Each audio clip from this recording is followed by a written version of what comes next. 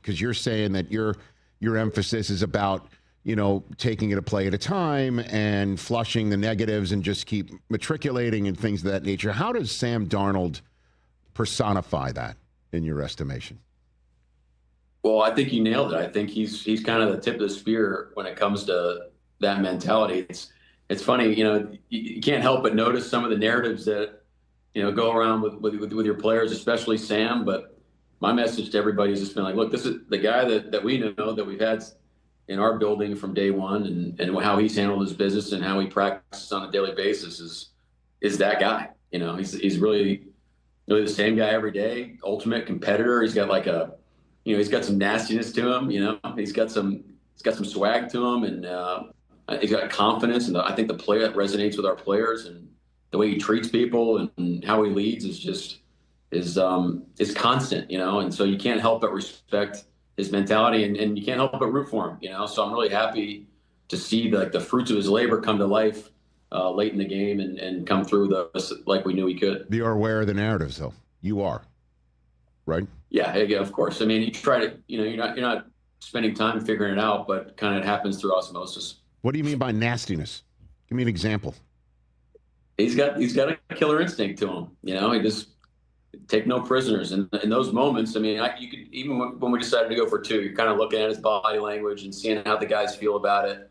And it's kind of it felt like he was like a closer in baseball with that mentality, like taking the mound, just, hey, give me the ball, let's go close this thing out. That's maybe I'm wrong, but that's what I was reading in the moment, and that was part of the reason we went for it. Mike Macdonald here of the Seattle Seahawks, the head coach of the team currently, the one seed in the NFC, and controls its own so-called destiny in that regard here on the Rich Eisen Show. If I had told you when Kobe Turner picked off Sam right on the goal line, don't worry, you got the Rams right where you want them. What would you have said? Because you did, as it turned out, from there.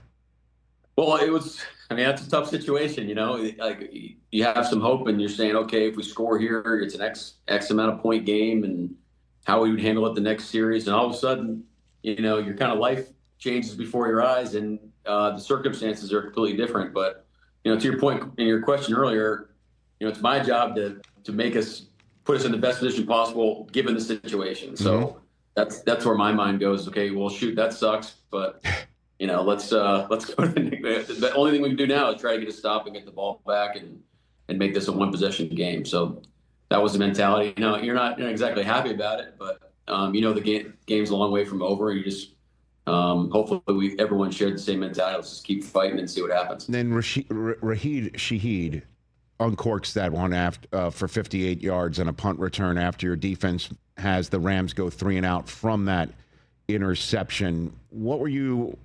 I'm really going to hit the Wayback Machine here to the trade deadline. John Schneider says we got a chance in him. Were you involved in that conversation? Because, boy, what a massive, massive help he has been to your team since coming from the Saints, Coach.